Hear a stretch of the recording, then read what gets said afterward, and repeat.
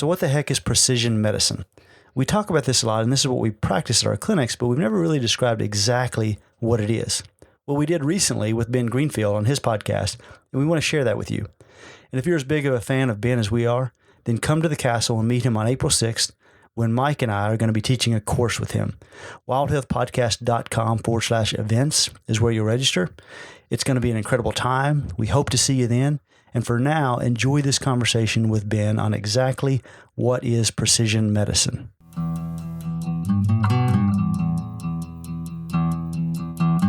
Hey there, I'm Mike. And I'm Matt. And I'm Jody. The Wild Health Podcast is our quest into human performance, longevity, and personalized medicine. Together, along with experts in these fields, we'll learn how to live longer, better, and become smarter and stronger. We'll do the deep dive into the research and hard work of putting it all together, and you reap the benefits.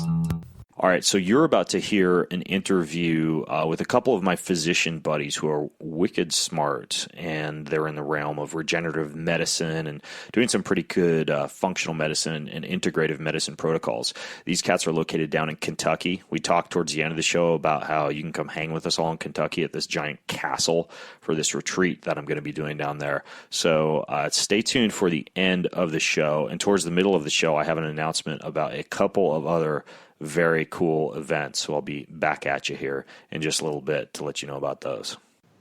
So there's this quote. It's by Sir William Osler, and it goes like this: "The good physician treats the disease. The great physician treats the patient." That is the quote on the header of the website of my two physician guests today, Dr. Mike Mullen and Dr. Matt Dawson. They own this company and also a podcast called Wild Health. They're based out of Versailles, Kentucky, and Bend, Oregon. These guys reached out to me a few weeks ago to have a little chat about an event that they're having down in Kentucky that we'll talk about later. But when I kind of dug into what they're doing in the realm of what's called precision and personalized medicine, I was blown away. These dudes are involved in genomics and lab testing and microbiome testing and what they call holistic optimization. They're both guys with a pretty good background themselves in sports and performance, and so they're men after my own heart, guys who are into health but also into fitness and performance and striking the balance between that and longevity. So I thought, what the heck? I had to get these guys on the show and delve into some of the cool things they're doing at their clinics. So Dr. Matt Dawson is my first guest. Say hello, Matt. Hello. Thanks for having us, Ben. I want to start just by thanking you for your podcast in general. Mike and I have just learned a ton from you over the last few years. I think you realize the impact that you're having with the millions of downloads you have, but what you may not realize is the indirect benefit to people who may not have even heard of you, people like our patients who, I'll be honest with you, when I first started listening to your podcast, I thought you were slightly insane with some of the stuff that you said. But then when I would dig into the science, I kept realizing that you were right. And you've really changed my practice. And so I know it's exhausting sometimes to record these podcasts and your travel schedule's got to be crazy, but you're making probably an even bigger impact than you think. So thanks so much for all the great knowledge that you're putting out there. Thanks, man. That was a lot more than a hello. I thought you were just going to pull the old say hello, Matt, and you were going to say hello, Matt, to me. But for those of you who want to know, that the voice that you just heard, Dr. Matt Dawson, he played collegiate sports, and I'm going to let him fill you in on what he played and how he got by on what he calls minimal talent. But he's a guy who specializes in what's called precision and personalized medicine. And I'm going to define that for you, or let him define it for you. But he's the co-host of the Wild Health Podcast. His practice is the one that's based out of Lexington, Kentucky. And my other guest is the branch of Wild Health that's based out of Bend, Oregon, Mike Mullen. Say hello, Mike. Hey, Ben. How you doing? Oh, you also did not say hello, Mike. You didn't spring for the softball I sent you. So Mike, you're down in Bend, right? Right. Yep. Okay. All right, cool. So Mike, the other voice that you guys just heard, he actually trained in emergency medicine originally, and did a ton of ultra endurance sports like ultra marathons and, hanging out in the mountains and doing a lot of what they do in the hippie state of Oregon. And he's also the co-founder of a podcast called the Ultrasound Podcast, which is an educational podcast that trains physicians how to use ultrasound.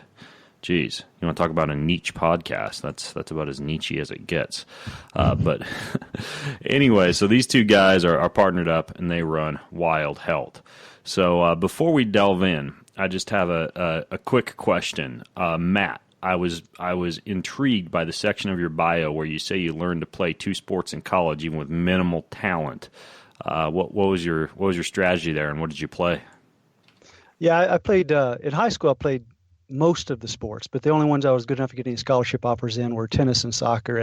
And I'd never. I mean, I'm not tall. I'm not fast. Not a lot of talent, but I've been obsessed with kind of performance since I was in high school, reading and studying everything I could. And so I did play a couple sports in college. I quickly realized that I wasn't really good enough. I was never going to play those professionally. So I just played a couple years in college and then really kind of changed over to really fully focusing on performance, went to medical school, and have still tried to optimize as much as I can for my body. And then now I'm well out of my prime when it comes to performing. So I'm really focusing on helping other people optimize their fitness and achieve their goals. Whether it's, and when I say optimizing performance, I mean a 70-year-old that wants to dance at their granddaughter's wedding or an athlete in a contract year. We're really just looking to use every available scientific method we can to help people optimize their health. Yeah, we're going to delve into those scientific methods you guys are using over there, but it's kind of funny because I also played tennis in college and then eventually branched out and played for the water polo team and played middle for the men's volleyball team. At the same time, I was kind of prepping for a brief foray in a bodybuilding career. And I was the same way. I was not a naturally talented athlete, but I studied the heck. Even in high school, I was grabbing physiology textbooks and running up the hills back behind my house and figuring out how to use barbells and dumbbells and began to delve into nutrition in college.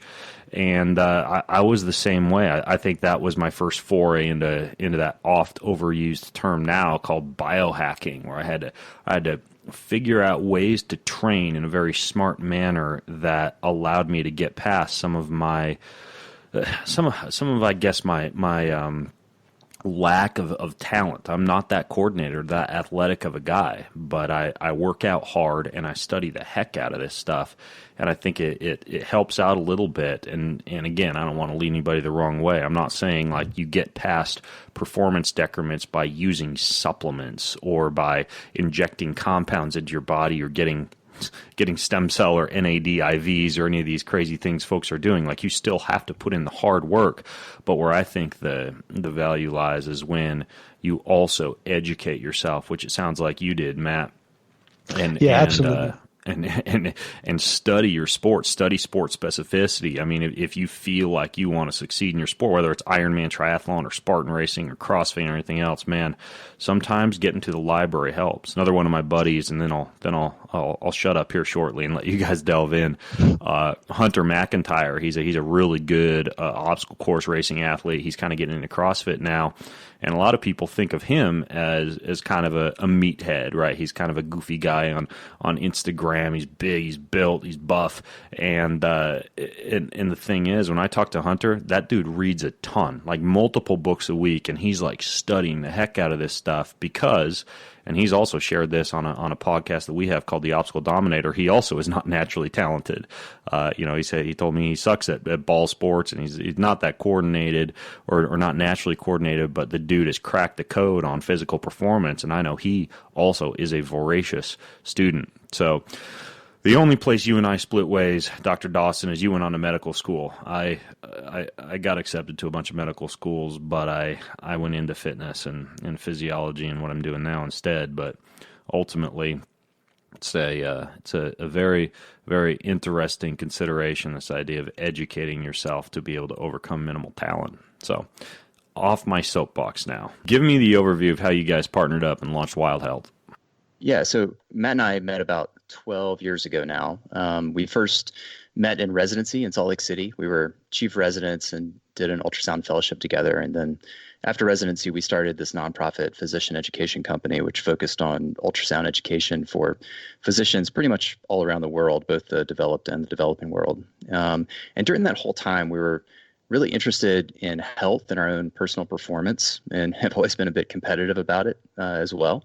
We're always comparing workout times, ketone levels, different diets, sometimes trying new products and devices, and basically trying to hack our lives, all while trying to do it a little bit better than the other person. But what really made us shift, I think, and become super obsessed with genomics is actually through the process of trying to fix my diet and my cholesterol. So even though we were ultramarathoners and living what we thought was an optimal lifestyle, I got some ridiculously scary cholesterol numbers back a few years ago, and I'm not talking like slightly elevated. I'm talking like you're going to die of a heart attack at 50, sort of elevated. So not to rabbit hole too much, but of course that's a consideration that a lot of people talk about now. How LDL cholesterol is not necessarily reflective of atherosclerosis or cardiovascular disease or risk mortality. But what were you seeing on your lipid panel? So I was seeing high LDL, extremely high LDL, like, above 300 high. My triglycerides were pretty good, and I think that's because I was exercising so much and had a fairly good diet at the time. And my HDL, I'm not sure the HDL matters too much, but it was appropriate. But just really high LDL numbers. When you look at the data, when you get that high, I don't think there's a lot of question that has got to in some way increase your cardiovascular disease risk if you also consider the possibility of inflammation or endothelial dysfunction, other things that obviously we can control for in lifestyle. But they were high enough for me that I wasn't personally comfortable with that number. Yeah, and I remember when Mike texted me his numbers. I think honestly we put too much emphasis on cholesterol in general, but these numbers were bad enough that we needed to fix. And so what he and I started doing is what we normally do in medicine. We used epidemiology and kind of guessed what would work best for Mike because what's worked best in the studies. But the problem we found was he actually got worse. He wasn't in the majority of patients and how they respond and improve lipids. And in the meantime, his doctor put him on a statin, which we were kind of worried about, and he had myopathy and muscle breakdown for that. And it was kind of a bad situation. And around that time, we started diving into genomics. We were looking at the science and thinking, okay, this actually looks like it may be ready for prime time. So these two things were happening in conjunction. And about 2 years into the experiment, his diet, we were really finally getting his numbers better. We looked at all of his SNPs, and about 15 minutes of really looking at his SNPs and correlating with what would be his best diet, we realized that the 2 years of experimentation we could have shortcut if we had this information at the start. And he had a specific SNP also that made him really much more likely to get myopathies and have bad problems from statins. And it was just frustrating to us that it kind of angered us that his physician and other physicians were still practicing based on epidemiology and this trial and error instead of first really basing therapy on the traditional history, physical lab work, but also adding in genomic and microbiome data. And we really realized that other people could benefit from this too. Yeah, and unfortunately, though, that level of precision is not really something that's regularly offered in the medical community. So, Matt and I both kind of started reading basically everything we could get our hands on and taking every course we could find and really just sort of immersed ourselves in this topic, trying it out on our friends and family. And we've had some pretty amazing results and basically decided that precision medicine is eventually what we wanted to spend our lives practicing. Okay, so you guys launched this clinic together. And do you guys practice distance medicine, or do you mostly see patients in your clinic? Patients in our clinic. I mean, we can do this distance. I mean, the way that the genomic, the lab tests, microbiome, all that works, we can definitely. I mean, yesterday I was talking to somebody in Alabama actually, and so we're just shipping him all the stuff, and we'll have the blood drawn done at his house there. So we can do it distance, but in general, we really need it at some point, especially at the beginning, to see someone because it's not just about the data. We really want to have a conversation, get to know the person, and take a holistic point of view. The data is important, but we really want to start with the person and their individual preferences and what's their lifestyle like. Okay. I want to delve into some of the things you guys do, that you kind of briefly highlighted, like looking into genetics and looking into some quantification, how you actually kind of what's the path that people follow as they work with you. But my first question I have is precision medicine. That's a term that I think a lot of people might not be familiar with. So what exactly is precision medicine? Well, I think basically it's not treating the patient like a statistic. Just because a study says that, for example, omega-3 supplements may not show a mortality benefit for a population, or statins are more helpful than harmful, or vitamin D doesn't decrease MI risk, that doesn't mean that the opposite may be true for an individual. So if we were simply treating populations, that's the kind of data that we would want and we'd recommend, but we don't treat populations. We treat individuals. Just as an example that I had 2 patients the other day who had low vitamin D levels. One of them ate trash all day, and we're basically just going to get his vitamin D levels up by changing his diet, getting him into the sun, feeding him things like shiitake mushrooms that I grow on my farm. I grow more mushrooms than I can eat, so I'm going to give him some of those, telling him to lay off the sunscreen a little bit, and then we're going to recheck. The other patient had a pretty good diet, but he had a specific polymorphism that made him unable to make as much vitamin D from the sun, and he had a polymorphism that made him unable or less able to convert the active form of vitamin D. And I don't think that I can move the needle very much for him with lifestyle and diet. So we immediately started him on a vitamin D and K2 supplement. So it's the same problem, but these were very different people with different genetics, different lifestyles, and it called for different interventions. And we needed to look at them from many different angles to get the precision treatment, their lifestyle, their labs, their genomics, and then a lot of times microbiome as well. Mm-hmm. Yeah, it's interesting. I have that same polymorphism, as do both of my boys, because we've done genetic testing, and so we all take vitamin D, vitamin K. But I guess that's a perfect example of precision medicine, right? We went and we got tested rather than simply listening to all of the healthcare advice to take vitamin D. As you guys know, if you take it and you don't need it, and you've already got elevated levels, you can increase your risk for things like arterial calcification or just waste money on supplements that you don't need.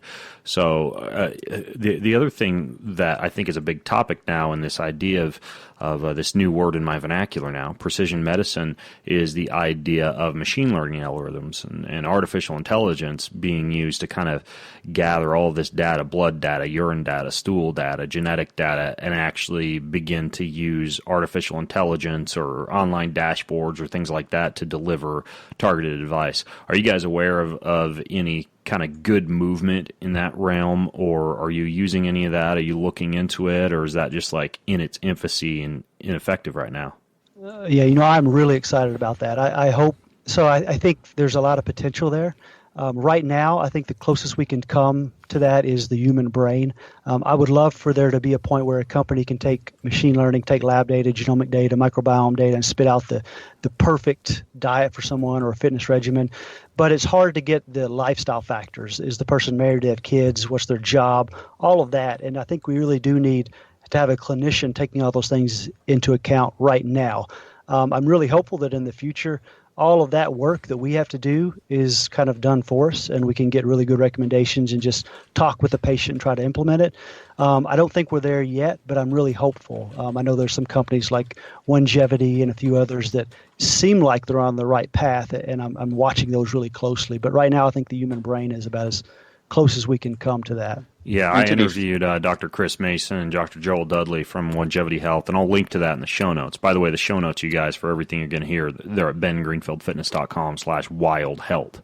That's bengreenfieldfitness.com/wildhealth. And I would say of the folks that I've talked to, the folks at Longevity are the closest to cracking the code on taking a lot of this data and actually being able to have a computer spit out recommendations for you, which would take a lot of the stress and a lot of the time limitations off of the physician when they can rely upon a smart computer to kind of go through a lot of this data for people.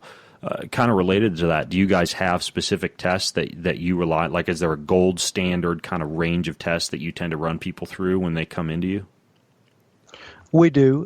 We have the genomics, and we use different companies actually depending on the individual and how kind of in-depth we need to go, whether or not we need pharmacogenetics or not. And then lab testing, we have a really large panel, all the NMR fractionation lipids, not just the standard stuff. We look at all the hormones, vitamins. We've got a couple big panels that we run on people. And then we also do microbiome assessment. And we're not happy exactly with what the microbiome testing is giving us yet, but we think there is some useful information in there. And we have a PhD microbiologist on our team who worked at Mayo on individualized medicine, and he helps us kind of interpret some of that data and roll it into all the other data to come up with an optimized plan for somebody. And then depending on the patient, there's some patients that we run through with urinary hormones and then also serum IgA or IgG sensitivities as well. So some of it is not necessarily every patient gets the same thing, but we do sort of tailor to each patient based on their symptoms, their complaints, and then what we find on their tests. Yeah, for that genetics piece, you said that you'll kind of go to a different place to test genetics. Are you saying like you'll go to 23andMe in one case and then look for another service that tests more SNPs than 23andMe in other cases? Exactly. So if we have someone that's got some big medical problems, like I'm seeing somebody he's been all over the country seeing different places, and Mayo and Vanderbilt and all these places around locally, and he hasn't gotten a solution. We do really extensive clinical lab testing, not a direct-to-consumer test. But if I have somebody who's a healthy person in general, they want to dive in and they've already done their 23andMe, then we'll show them how to download the raw data, and then we'll upload that raw data into several different programs that give us all those SNPs to look at. So we try to tailor it for the individual. A healthy person, we may not need to dive deep and pay the extra money for the pharmacogenetics until they actually need to take a medication or until they get sick or have a problem that we can't solve with the basic information. Okay, got it. Well, I want to dive into some of the different things that you guys do for different folks. So the first thing I want to dive into is based on your guys' background in exercise and athletic performance. What kind of things do you do for athletic performance optimization? I mean, we've talked about a ton of things on this podcast in terms of training and nutrition and biohacks and stuff, but there's a lot of times, things folks like you are doing that our audience might be unaware of or that kind of flies under the radar when it comes to strategies that athletes and exercise enthusiasts might be unaware of. So what are some of your guys' strategies that you found to be particularly effective for performance optimization? Well, I think it's like every answer that we're going to give you. It kind of depends on the person. It's completely personalized. To give you specific examples, just use myself as an example. I think for most people, if you tell them to work out more, that's generally good advice for 80% of the population. But for me, I found with my genetics, I don't recover as well as most people. Now, in residency, when we work in 80-hour weeks, I did 2 Ironmans during residency and basically crushed myself every day because I loved it. And I didn't realize at the time that it wasn't normal not to be able to bend over and put my socks in the morning. I just had chronic inflammation, constant pain, and I looked like the picture of health, but I had these overuse injuries all the time. And I eventually knew intellectually that I needed to cut back, but it really took me seeing those SNPs and that genomics and understanding that I wasn't designed for that type of volume that I was putting in. So I started to cut back more and more and got from where I was doing 2 hours a day to now I limit myself to about 20 minutes per day on average, and I've never really felt better or performed better. So for somebody like me, we're actually teaching them hacks like, yes, I know you're type A, I know you love and want to continually improve yourself, but let's figure out some other things that you can do to improve, like sauna. We go over the science on that, cryotherapy, meditation. You're still going to be pushing yourself mentally and physically, and you can still spend 2 hours a day. We want to do something that fits your genetics better.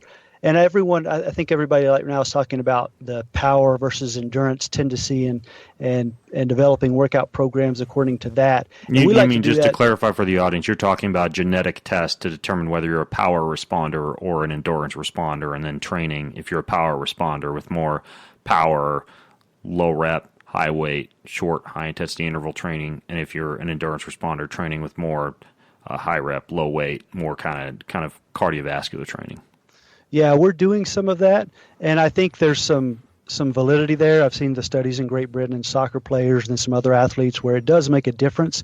But I think it's important to realize that probably even more important is the individual person and what they enjoy. I think the data is great to have, but really we want to get people in general just moving and into an activity that they love. That's the most important thing. And then sleep. I mean, I think hacking and optimizing the sleep, we're talking about performance, but almost nothing is as important as sleep. So all of our patients, for example, get an Oura Ring. We track their sleep. We have an Oura Cloud. So each morning a health coach can call them and say, for example, yesterday, my resting heart rate normally is in the low 40s. It was mid 50s. I've found for myself, if I go ahead and do my planned workout, I'm going to get sick. So I took the day off. I feel great today. I did a good workout today. And that's what we'll do for our patients. Well, if they have a poor night's sleep, not enough REM, not enough deep sleep, then we'll talk to them. What did you eat last night? What did you do last night? And then we can even optimize when they do workouts. You'll hear general advice to maybe not do a workout too close to bedtime. But for some people, it may help them sleep more. So we'll look at what their data is that next morning. We'll do an N of 1 experiment almost every night on patients, changing things up in the evening, when they eat, what they eat, when they work out, and just over time try to optimize their performance based on how they respond. I think the data that Matt's talking about is extremely important when you're talking about elite athletes or people who just work out a lot and are really, really excited about exercise. Those people, they're probably not going to change the style of working out that they're doing or the exercise that they're doing based on genetic data, but we can really help manage overtraining in those patients by monitoring data like Matt was talking about with HRV from sleep data, or even just fairly regular laboratory testing, looking at hormones. So testosterone, estrogen, sex hormone binding globulin, cortisol, and markers of inflammation. That data, if you're testing on a regular basis as you're changing your activity level or your specific workout training program, can be extremely beneficial, extremely useful in terms of like getting into some serious detail and really dialing in the recovery and optimization. I think that the genetics comes into play a lot more with people who maybe are weekend warriors or are more inactive. And in those patients, that's when we can say, hey, look, you're a power responder, or you're more of an endurance athlete. And we can say, instead of putting you on this 5x5, we're going to put you on a 10x10, or you're going to do the HIIT training versus, you're going to do more regular cardiovascular activity. Then we can really dial in, the biggest bang for your buck. You've only got 20 minutes a day. How are you going to spend it? This is the best way to spend it based on your genetics. And then we'll go back and test that later. Now, you were saying, Matt, that you exercise for 20 minutes a day. What's that look like for you? Yeah, so I'll just tell you what I did this morning, actually. So I got in the sauna this morning for the first 20 minutes. I've got an infrared sauna, so I tried to kind of relax. I meditated some. I've got a near infrared actually shining through the glass, because that does penetrate glass, even though far and mid doesn't. So for the first 20 minutes, relaxing, just do that relaxation first. Maybe there's a little bit more detox benefit. I'm not sure if I believe all of that data, but it's not going to hurt to relax. You mean activating the parasympathetic nervous system when you're in a sauna rather than, say, hoisting a kettlebell in the sauna? Exactly. So I actually do both, but I do that first. So I go ahead and get the parasympathetic. Then this morning I read for 20 minutes after that. And then my last 20 minutes is when I've got a 90-pound kettlebell in there. I did sets of 20 with that, where it takes about 35 seconds per set. I do a 2-minute rest between, and that's about 15 minutes of work, and that just crushes me. So it's a very short, compressed time of working out, but I get several benefits from that hour long, and I'm not overtraining quite as much as for me going out for a long run or doing a long set of something else. Yeah, and related to that parasympathetic nervous system sauna type of thing, I've also noticed, like, if I lay on my back in the sauna or meditate in the sauna, the sweat is different. It actually does feel, and I realize this is totally woo. I haven't actually done an analysis in terms of metals in my sweat or composition of toxins in sweat or anything like that, but I have indeed noticed that the sweat feels different. It sometimes flows far more easily. It feels as though the pores are more open, which sounds counterintuitive because you'd think you'd get hotter doing exercise in a sauna. And I'm talking about an infrared sauna, by the way, which I think is kind of the best one based on the photonic penetration of the light into the tissue versus a dry sauna or smoke sauna or wet sauna. But I've definitely noticed a difference with that as well. So it sounds like you guys you kind of have a multimodal approach, similar to the way I work with my athletes, where we're doing HRV data, we're doing sleep data, we're working in things that are passive forms of exercise that avoid the need for beating up the body over and over again, like cryotherapy, like sauna, like breath work. And, I think as much as it gets laughed at still especially in pro sports, which is kind of like a good old boys network where you do the barbell and you drink your Gatorade. I think a lot of smart athletes are beginning to kind of tune into this concept of not just self-quantification, but also some of these alternative ways to improve fitness or improve performance without necessarily exercising in the traditional sense of the word. So sounds like we're on the same page as far as that's concerned. Another area that I noticed that you guys specialize in is kind of like cognitive performance, brain health, dementia, Alzheimer's. Tell me about that and what your approach to that is. Our approach, I guess, starts out with, like everything else, genetic testing. But that's because with Alzheimer's and dementia, knowing your risk is extremely important. So Alzheimer's is easier to treat before the symptoms start. So if you've got an ApoE4 gene, that increases your risk of Alzheimer's by 3 to 15 times, depending on how many of those genes you have. And it also makes Alzheimer's come on earlier, so sometimes as early as in your 50s. And traditionally, people didn't really recommend testing for ApoE because we just thought there was nothing you could do about it. So why would you want to know something bad about your risk factors in life if you couldn't do anything? But we're learning that thought process is actually wrong. And there is such thing as Alzheimer's treatment and prevention. And the good news is that about 80% of that is the things that you talk about on your podcast all the time and the things that we're prescribing for our patients. It's things like healthy diet, sleep, exercise, detoxification. If you can get all those things right, you're 80% of the way there to preventing Alzheimer's in the future.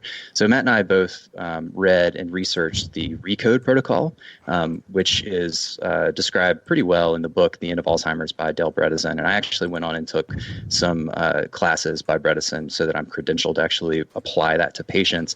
But we've also gone a step further, and we've recognized that, the research in Alzheimer's disease is moving forward at an extremely rapid pace. Like just recently, there was all these studies and all this news about P. gingivalis and its role in Alzheimer's. P. gingivalis?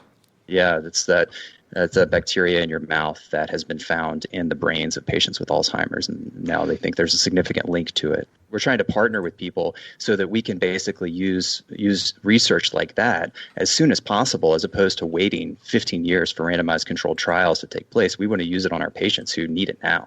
Yeah, one of the first dentists who published that data was quite a while back. It was Dr. Pam Stein Van Ar. We actually added her. She's our director of oral health at Wild Health. And so we take the RECODE protocol, and then we'll take Dr. Stein Van Arsdal if we have a difficult patient who the RECODE protocol is not working on, and then surely look and then kind of address the oral health, shutting down that fire in your brain and the inflammation from maybe bad oral hygiene. And then we also have Dr. Ang Lee Lin, who's one of the top researchers in the world in Alzheimer's, and specifically she has great studies on a ketogenic diet and really has kind of unpublished literature on just how much of a metabolic disease this is. So we have scientists like those and Dr. Battaglioli, the microbiologist on our team, who, if we have a difficult patient that the RECODE protocol is not working on, the RECODE protocol is a very personalized and precision approach, but sometimes we need to take it a step further and really involve those scientists in looking at the data and seeing what are we missing here, how can we really affect this, because it's such a horrible disease. We're really trying to kind of throw everything at it that we can. Yeah, there's that new documentary, Root Cause, that talks a lot about Alzheimer's and the link between that and the mouth and the microbiome. And then I was reading a Fortune magazine article, and I'll link to it in the show notes, about something called beta-methylamino L-alanine, BMAA, and about its role in neurodegenerative conditions. And this was fascinating. They actually found this neurotoxin that was present in the food chain of these people. They were like the indigenous population of Guam, and they were getting a lot of Alzheimer's and dementia-like symptoms because they were eating, I believe, a diet that included like flying foxes or bats, which had very high levels of this BMAA. And it turns out that apparently BMAA might be something that's also increasingly present based on toxins and bad water and some of the pollution of algae in water, et cetera. It's winding up in food supplies in westernized societies as well. Like even if we're not eating bats per se, especially like seafood, algae, spirulina, shellfish, like a lot of these seem to be turning up with higher levels of BMAA. So that's a very recent article, but had you guys gotten tuned into that at all? Yeah, I read that article. It was really interesting to me. I get a little bit concerned that it's similar to so many other quote-unquote causes of Alzheimer's that we found. It's really one thing that maybe causes inflammation and contributes to the disease, but it's such a multimodal thing. I mean, Dale Bredesen talks about 36 different things and these 36 different holes in your roof, and you got to plug all the holes. I do think that's something that can lead to it and can accelerate it, but we really do think we have to take a really holistic approach and do really extensive testing to identify the root causes for each individual. But yeah, that was a fascinating article. It's really, really cool stuff. Yeah, sure. And for those of you who may not want to read the entire book by Dale Bredesen called The End of Alzheimer's, even though I think it's an absolutely fantastic read for anyone who wants to tune into this, there was a recent article called Reversal of Cognitive Decline in 100 Patients in the Journal of Alzheimer's Disease, and it kind of lays out like literally 100 different case reports from Dale Bredesen. These weren't clinical studies. These were just multiple people that responded to his, I think, what'd you say, just 34 different things that he does?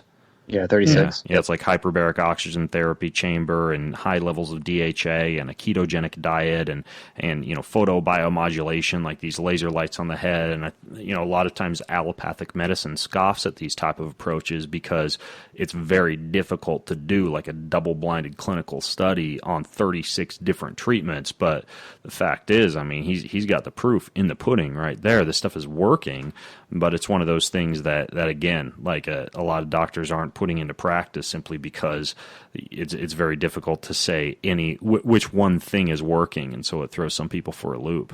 Yeah, and we're just interested in what works, and his approach seems to be working, and so we're all for it. And the problem is, I don't know if it'll ever get really massive NIH funding or other things like that, because the money in the research goes into finding the magic pill, the magic bullet, and I just don't think we're going to ever have that in Alzheimer's disease. It's going to be something that's going to be more lifestyle and diet and interventions that aren't going to pay a lot, but it works. I mean, he's proving it works, and we're trying to practice according to that and just do what works for our patients. Yeah. Okay. So that's your approach to athletic performance and also to cognitive performance. Now, what about anti-aging and longevity? I mean, this is a huge interest now.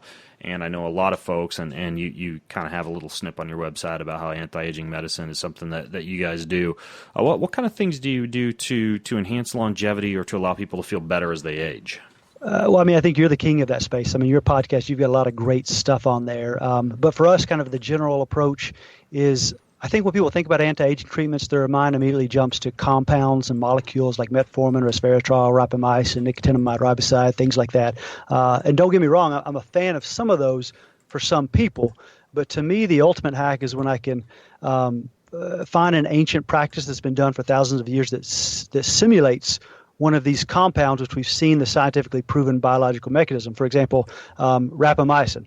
We know that rapamycin works because it inhibits mTOR, it induces autophagy, but we also know that fasting does the same thing. And in every religion in the world, we've got does fasting and has done that for thousands of years, and we find it really prevalent in longevity hotspots. So even if there's great data and safety profile for rapamycin, we still don't have that level of experience with it like we do for fasting, and it's personalized. Like my mom and dad, for example, everybody asks us about metformin. Should we all be on metformin? And for me, not yet. My mom and dad, absolutely. But I'm still young enough that I am concerned about longevity. I've got 4 kids, but I'm also still pretty concerned with performance, and there seems to be a bit of a trade-off with some of these molecules. So for me, like with metformin, I've decided to revisit the data when I'm 40 and see if my goals have changed just enough that I start taking at that point. So we really try to make a personalized decision about each of these compounds and molecules for each individual person based on the trade-offs, the risks and benefits, and that person's kind of lifestyles and goals. Yeah, that's interesting what you say about rapamycin. You ever heard of spermidine? I have, yes. Yeah, it's like a polyamine. You get it from, you find it in semen, as you would guess, with the name spermidine, but you can get it in like old stinky cheese and in fermented soy products like miso and natto, and it appears to work on the same cellular autophagy mechanisms as rapamycin does. So that's another one that you could throw into the mix along with fasting, is just eating fermented soy products, and aged cheese or good I like the European cheeses because they're higher in the protein or they're lower in the A1 protein, which is a protein associated with autoimmune disease that we get with cows bred in America. But if you get your cheeses from Europe, a lot of times it's A2 cheese. You can get like a good aged cheese, and most of the cheese I ate is only like a European cheese, which you can of course buy in the U.S., but you can also kind of look into if you're getting a cow cheese. With a goat cheese, it's not as much of an issue, but spermidine is another interesting one. A lot of good spermidine jokes I think we'll probably avoid for now. Yeah, exactly. Guys, you can tell your women that spermidine is actually a known longevity aid. So the thing about metformin, you mentioned briefly that it might diminish performance, but have you seen any research? Because the story is that it can inhibit some of the activity of the complex 1 and the electron transport chain, and that might reduce your ability to produce ATP during exercise. But I'm curious, have you guys actually seen any studies done in athletes who take metformin or anything like that? No, I haven't. And it's just what you mentioned. Yeah, the mechanism there, it makes sense that it may have some kind of mitochondrial functions that as someone who's really trying to improve performance that I wouldn't really necessarily want. I don't have any data saying that it actually is going to mess that up. And so, like I said, for me, I'll probably start taking it pretty soon, but I'm just not there yet. It's just that hint of potentially some problems is what makes me at least think about it before I just put everybody on it. What about stem cells? I think that's another one where the jury is out, but I mean, we are in certain cases using exosomes and stem cells for our patients. I mean, it's something that it's a risk-benefit thing. I mean, a normal, healthy person like us, I would be a little cautious, but someone who's got some real major health issues, sometimes it's going to be worth it. So it's something that we're offering, but it's a pretty intense discussion with the patient to see if it's right for them. And it's kind of a shared decision-making thing. We try to go over what the potential risks could be. And if they want to go for it, then we're not really paternalistic physicians. We don't really try to push a patient one way or the other. We try to lay out the risks and benefits. And for some patients, it makes sense. Now, do you have a specific type of stem cell that you use, like amniotic versus umbilical versus placental or fat or bone? So we're working with an orthopedic surgeon who will do some bone marrow aspirates, and we'll spin that down. We also do some PRP, and that's kind of a similar mechanism as well. And then exosomes from Chimera, we use those. I think you get a pretty similar effect just with the signaling from the exosomes and stimulating your own stem cells as you would from these other types of stem cells. And honestly, though, too, we love to activate your endogenous stem cells through fasting, like we mentioned earlier, and other mechanisms where we can do it without as much of the risks. What other mechanisms aside from fasting? I mean, that's the main one. I mean, a lot of the things like even dry needling that people will do, a lot of that is similar to PRP. I mean, you're causing some damage, you're activating stem cells. So dry needling, fasting, those are the main two things. That I'm thinking. A lot of good research on pulsed electromagnetic field therapy for that, like using these PEMF devices, which are readily available to the general population. There are pockets of stem cells found in bone marrow, and for example, you can take a PEMF device to like the long bones in the femur and kind of enhance some stem cell production, or do that prior to a stem cell procedure to have more available stem cells or increased stem cell mobilization. I mean, that's, again, a lot of people are like, I could never do that. Where do you find the time? Well, like I have a PMF device and I just slap it on my femur while I'm standing and working during the day. I use kind of a high intensity one called a Pulse Centers unit for that. But I mean, it does the trick. It just vibrates your legs and you can feel, it literally, like, as having done an ultrasound podcast, Mike, like some of these things you can feel in your bones when those waves hit you. Yeah, you can even hear them in your brain sometimes if you're ultrasounding your brain. Yeah.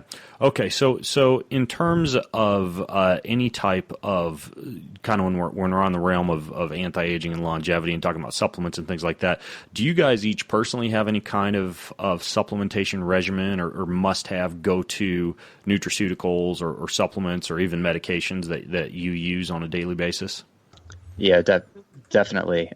Unfortunately, it changes on a weekly basis, but I do have a daily basis of medications that I'm using. The things that I'm really into right now are ashwagandha, I've been taking that fairly regularly due to the reason that, or for the reason that I've got an ApoE4 gene. So I've sort of bought into the research on that, suggesting that there could be some protection for the development of Alzheimer's. And also, the other one I've been playing around with is phosphatidylcholine, trying to use that for liver detoxification.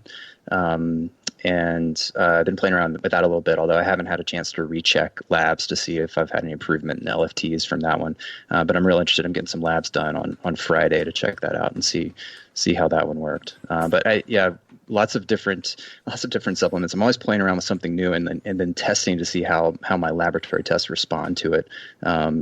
Most significantly with testosterone actually is the one that I've been playing around with the most, I think. I want to ask you about testosterone here in a second, how you're measuring that and what kind of measurements you do and how you kind of time those supplement intake to actually get good information. But with ashwagandha, I'm actually a huge fan of ashwagandha. I mean, it's got a lot going for it in terms of reducing blood sugar levels and modulating cortisol, and even in some studies increasing testosterone and fertility. But there are different forms. Probably the one that I think is the best, and it's important that people understand, like, not all forms of herbs especially are created equal. And there's one called KSM66 that like a lot of good supplement companies will use, and that's like an ashwagandha extract that's very high concentrated, very bioabsorbable. They use only the roots of the ashwagandha plant for that one. I actually use this supplement. People have probably heard me talk about this before, called Tian Chi, and that's just got a ton of this KSM66 form of ashwagandha in it. And that in my opinion is the best way to go if you're going to use ashwagandha, is look for a supplement that's got KSM66 in it.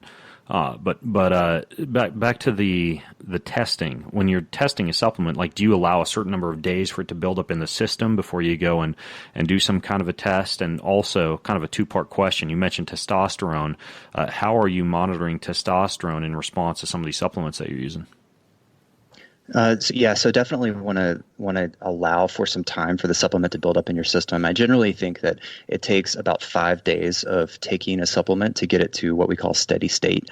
So I don't want to test too early. And then also you have to account for if there's any response from the body. So especially with hormonal balances, I think that it does take a decent amount of time to see some response in your hormonal balance and altercation of your HPA axis and all of that. So I tend to only test about every month. Otherwise, not only do I get a little too obsessive about things and change too quickly, but also I want to give my body a chance to sort of reset and then reinitiate the production of that testosterone. And I've found that I might not need to wait quite that long, but it seems to be a fairly consistent time frame to see an appropriate response. So, for example, regarding the testosterone, for a while there, I got my testosterone first checked a couple of years ago. I noticed that it was low. It was in the 200s range, and I was pretty asymptomatic with it. But I was like, that's unacceptable. I don't want it that low. I definitely want to play with this. So I started doing some self experimentation, and I started off with supplements first because I feel like that was pretty much like the easiest thing to do. And if I could find one that worked, then great. So I tried a few things. I tried DHEA. I tried fenugreek. I tried some ashwagandha. Lots of different things.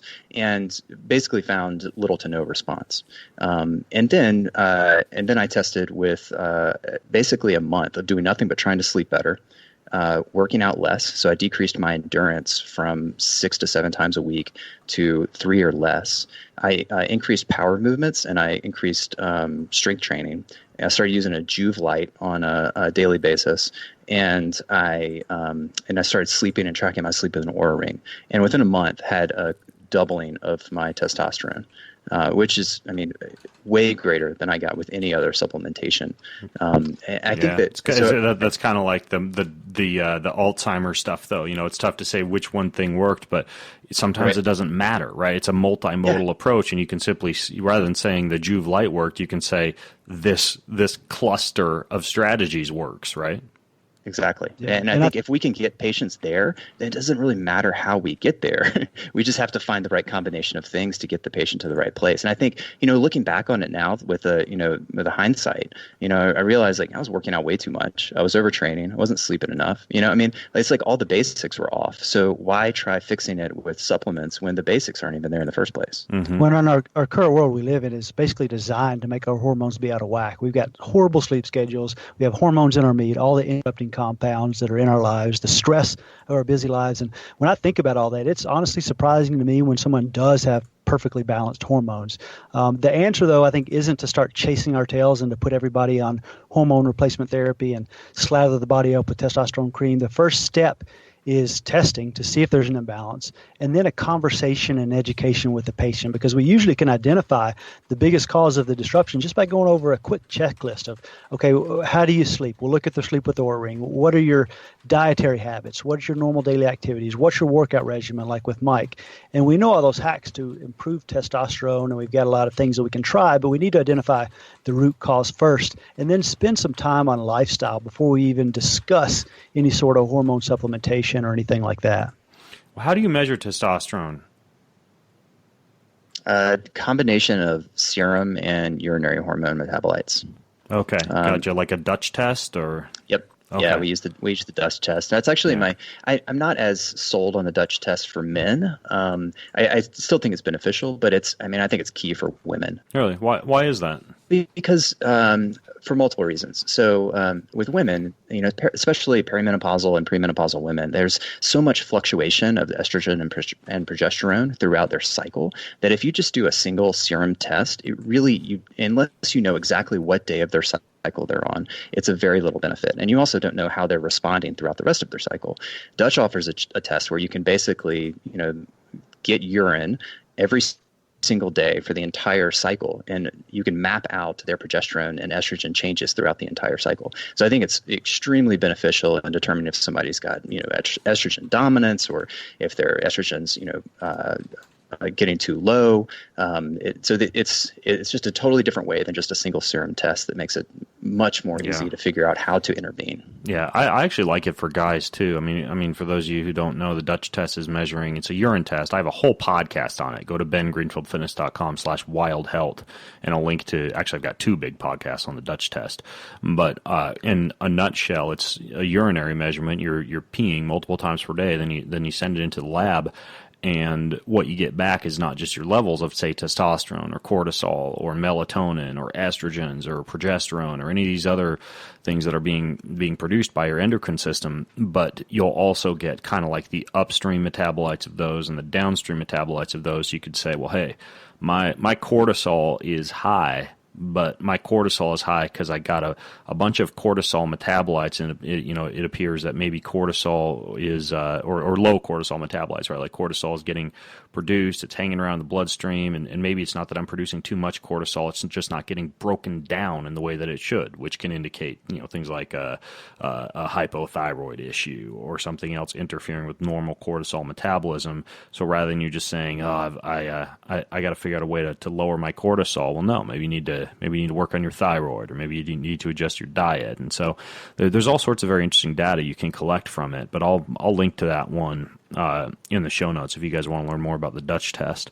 Another one that you guys I know kind of specialize in is cardiovascular health. When it comes to cardiovascular health, what are some of the big things that you do with your patients?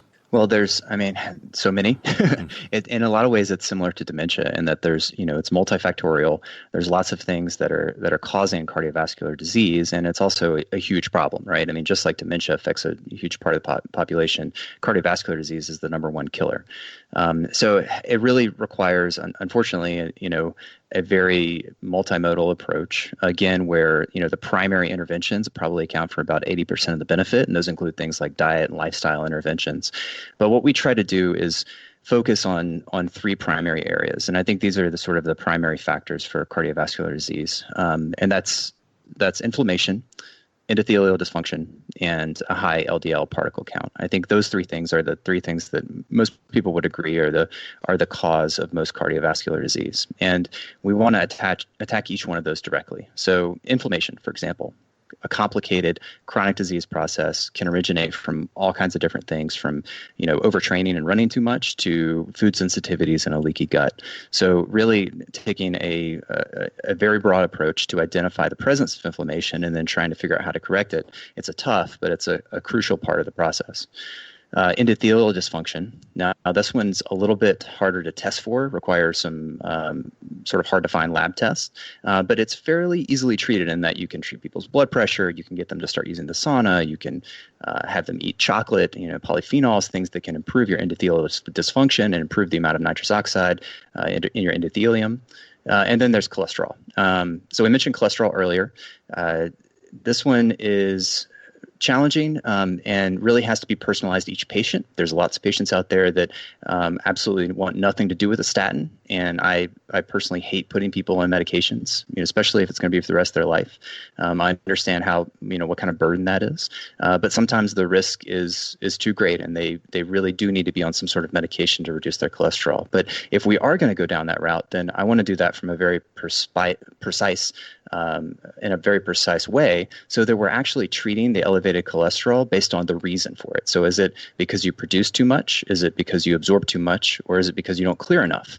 There's specific medications that act on each one of those processes in the body. So rather than just throw everybody on a high-dose statin, why don't we figure out why their cholesterol is high in the first place? Try some lifestyle and diet interventions first, and if those don't work, then put them on the medication that actually attacks that specific reason that it's elevated, as opposed to just throwing everybody on a statin. So it's all very nuanced, unfortunately, and I'm not sure I can give you a specific way that we go about it, but it really does take a holistic approach to try to attack something as huge as cardiovascular disease. Are you guys familiar at all with Dr. Thomas Cowan? So he's been a podcast guest on my show before, and I'll link to a fantastic article that kind of summarizes his approach to heart disease. But he throws in a few things in addition to like the inflammation and the endothelial dysfunction and the cholesterol that you had talked about. Number one is he looks at autonomic nervous system. Like he does a lot with heart rate variability testing and looking at issues in terms of like sympathetic nervous system versus parasympathetic nervous system balance, and even has kind of a little known plant extract that he uses. It's called the insulin of the heart. It's a seed extract from something called I think it's pronounced strathanthum, something like that. But I'll link to a picture of it and to what exactly it is in the show notes for people listening in. But he's actually got a lot of success with using that to balance specifically a decreased parasympathetic tone and excessive sympathetic activity. So he does that, and then he also has an entire book that I actually caught a bunch of flack for when I mentioned on a Joe Rogan show, because a lot of people came out of the woodwork saying it was woo science. But it's a book about how the heart is not a pump, and how the heart instead relies upon vortices of fluid, and the way that those vortices of fluid move through the heart can, depending on the integrity of the fluid, allow the heart to be able to move fluid more easily in and out of it. That's a very basic description. Read the book if you want to really take a deep dive into it. But he, based on that, ensures that his patients are using like a really, really good mineral and also really, really good clean water, and even water that's like structured or been exposed to like infrared light to improve its actual ability to be able to create what's called an exclusion zone, like be able to travel through vessels more readily in the same way that fluids would travel through plants. And then the last thing he tackles is metabolic acidosis, meaning that he's kind of trying to limit the glycolytic shift that would happen when the cells start to build up lactic acid in surrounding tissues. And he gets into kind of how the buildup of lactic acid in myocardial tissues can be one of the things that causes angina or myocardial infarction. And for that, he does adjustments, for example, to diet. He tries to do things that would limit lactic acidosis. Speaking of metformin, that's one of the issues with metformin. And he's also kind of big into this Weston A. Price diet. He's written a lot of books with Sally Fallon, who heads up the Weston A. Price Foundation, and that's a diet that he has a lot of success with in his patients. And so he'd be an interesting guy for you guys to look into. That's really interesting. The heart rate variability stuff I find really, really intriguing. I'm interested to see, now that we're going to, obviously these companies are collecting tons of HRV data on people, if there's any true correlation between cardiovascular disease and because that's a great way of looking at parasympathetic versus sympathetic tone, right? And is your heart rate variability and whether that's increasing or decreasing. Yeah, exactly. Now, speaking of the Weston A. Price diet, do you guys have a specific diet or nutrition plan that you recommend as kind of like one of your go-tos that you find to be successful in a high number of patients, or do you have a specific way of going about identifying the perfect diet for each patient? Yeah, so I don't think there's one specific diet that we would recommend. I don't think Matt and our diets could be any more different. I'm basically eating mostly vegan, and he's mostly in ketosis on a fairly irregular basis. But what we try to do is use genomics to sort of figure out what your predispositions are, so that we can kind of get a leg up and figure out exactly how you're going to respond to certain diets. For example, we'll look at things like PPAR alpha, PPAR gamma SNPs, FTO SNPs. Figure out, those patients who have those SNPs are going to more likely have a negative reactivity to saturated fat diets or high saturated fat diets, and probably do better with polyunsaturated fats. So those patients we're probably not going to put on a high saturated fat diet. We're probably going to choose something that's got higher polyunsaturated fat, so that we reduce their likelihood of insulin resistance and inflammation, cholesterol, and cardiovascular disease. But again, I think it's important to talk to the patient, though. I mean, the Weston A. Price diet, if you had to put a name on a diet, that's probably as good as you get, that and the Mediterranean diet. But I'm not going to, even when we do the genomic testing, I'm not going to recommend the quote-unquote perfect diet for someone, even if it is the perfect diet for them, if they're not going to adhere to it. So we start with what the person likes. If we identify 100 foods, for example, that they like, then we're probably going to be able to pick 20 to 40 of those that aren't going to be harmful, and then combine the genomic, the microbiome, and the lab data to kind of back them into a good diet that they can enjoy their entire life, which to me is better than a perfect diet on paper that they're going to hate their life when they're eating it and they're simply going to stop doing. So I think the Weston A. Price is a great diet, but we do try to drill down a little more and talk about someone's preferences and their genetics, and then figure out for them what the best is going to be. Mm-hmm. How do you guys eat? What's your diet look like, Matt?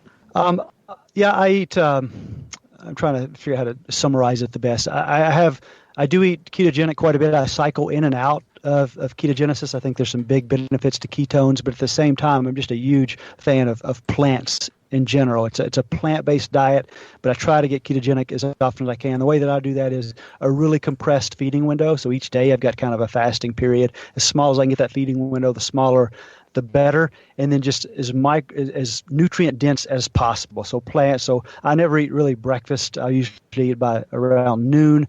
I usually try to break my fast